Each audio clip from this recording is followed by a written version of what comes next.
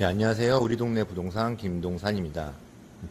자, 오늘도 이제 강남 부동산 얘기, 이제 세 번째 얘기인데, 제가 이제 막 돌아다니다가 조금 괜찮은, 그나마 조금 저렴하게 나온 집을 한번 있어가지고 부동산에 찾아갔어요. 찾아가서 요즘은 분위기가 이제 괜찮은 거 있으면 무조건 바로 계약을 해야지 이제 되는 그런 분위기이기 때문에 조금 초조한 마음으로 가서 브리핑을 들었는데 다 괜찮아요. 다 괜찮고, 물론 조금 저렴한 이유는 그 인테리어가 완전 좋게 안 돼 있기 때문에 좀 저렴한 겁니다. 그러니까 인테리어 차이 때문에 뭐 호가가 1억까지 차이가 나요. 그래서 조금 비싸게 올라온 아파트를 보면은 오래된 아파트지만 안에 올수리가 돼 있어요. 올수리가 됐기 때문에 호가가 높은 거고, 조금 이건 왜 이렇게 1억 정도 싸지? 뭐 층수도 낮은 것도 아닌데, 그거는 보면은 완전 오리지널. 그러니까 부동산에서 말하는 오리지널이라는 거는 하나도 손을 안 댔다는 거예요. 완전 지어질 때 그 인테리어가 그대로 들어간 거예요. 뭐 흔히 아시는 화장실에 그 세면대나 그 욕조가 옥으로 돼 있는 거, 이건 누르스름한 색깔로 돼 있는 거, 그런 상태를 말하는 거예요. 그러니까 그런 거의 차이가 이제 매가가 호가가 1억 정도 이상 차이가 나요. 그래서 오히려 그런 걸 좀 싸게 사서 내 입맛에 맞게 조금 바꾸는, 그게 더 인기가 많은 거일 수도 있다고 하더라고요. 그래서 이 호가가 뭐 층수가 비슷한, 뭐 중간층이고 같은 층수인데 호가가 이렇게 차이 나는 거는 인테리어의 차이가 좀 큽니다. 그래서 조금 비싼 인테리어가 올수리 됐다는 걸 가보면은 하시는 말들이 1억 들여서 인테리어를 했다, 이런 얘기를 해요. 근데 저는 이런 평수가 그렇게 큰 평수도 아닌데 어떻게 1억을 들여서 1억이나 드릴까, 그런 의문이 아직도 있어요. 근데 그거는 이제 뭐 제가 뭐 인테리어 비용이 정확히 얼마 들었는지 내역을 뭐 보여달라고 할 수는 없으니까, 그냥 그렇구나, 여기는 좀 안 될 것 같다 하고 그냥 오는 경우가 있죠. 그래서 이런 걸 좀 알다 보니까 인테리어가 아예 안 된 거를 조금 위주로 소개를 시켜달라고 얘기하면 부동산 사장님 분들이 그런 물건만 추려가지고 다시 리스트업을 해줘요.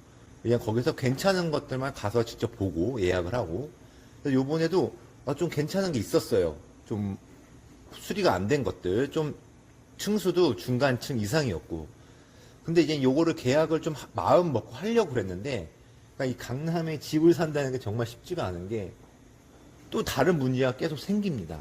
그러니까 뭐 일반적으로 생긴다는 문제는 내가 계약을 하려고 그랬는데 집주인분들이 5천만 원에 갑자기 올린다거나, 아니면 나 조금 있다가 좀 팔고 싶다, 계속 오르고 있는 분위기니까 이런 걸 좀 번복하는 게 가장 일반적인 건데, 요번에 제가 본 거는 이 어떤 할머니 분이 살고 계셨어요. 그러니까 여기에 조금 오래 사시는 분들이 많아요.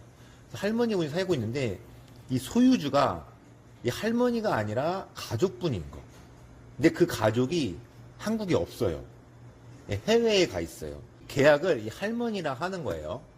할머니가 할 수 없으니까 할머니의 또 가족이 와서 하는 건데, 실제 이 집의 소유자는 다른 분이죠. 제3의 인물인데 해외에 있는 분.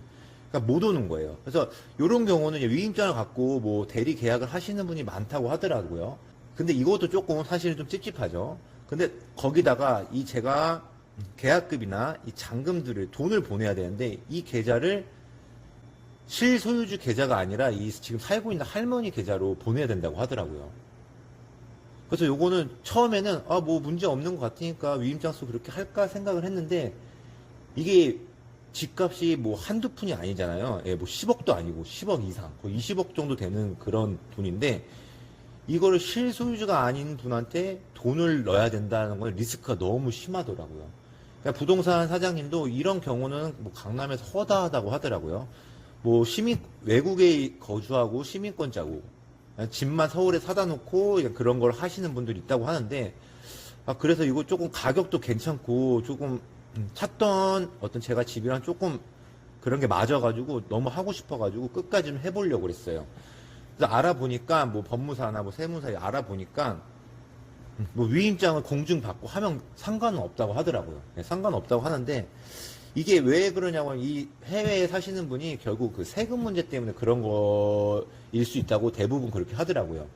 그러니까 그런 문제 때문에 이제 가족분들 어떤 그 계좌로 돈을 받는 건데, 이 살려고 하는 제 입장에서 조금 너무 리스크가 좀 있어요.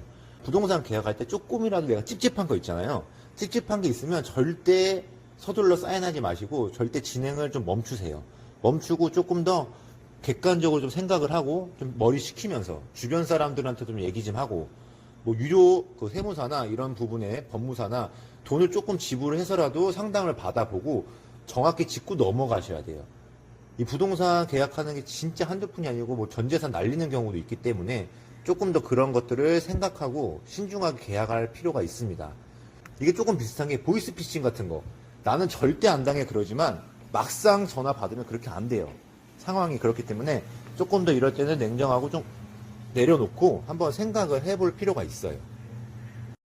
이걸 너무 초조해가지고 제가 지금 빨리 집을 사고 싶어서 했다가 이제 문제가 생기면 혹시나 이제 문제가 생기면 너무 큰 돈이기 때문에 전 재산을 그냥 날리는 거예요. 예, 그래서 조금 심해서 그래서 이 리스크가 너무 심해가지고 많이 고민을 했어요. 예, 고민을 했고 뭐 인터넷도 찾아보고 뭐 유료 돈을 내고 상담도 받아봤는데 위임장 공증받고 하면 괜찮다고 하더라고요.